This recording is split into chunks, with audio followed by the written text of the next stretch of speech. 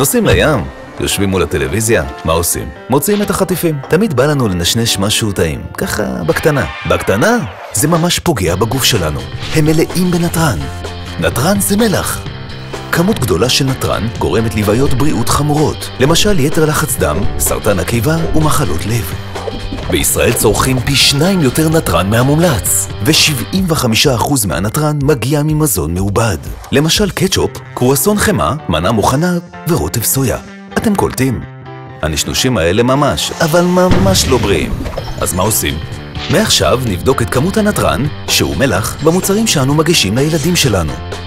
ומול הטלוויזיה, בים או עם חברים, מתפנקים בירקות ופירות במקום בחטיפים ובמזון מעובד.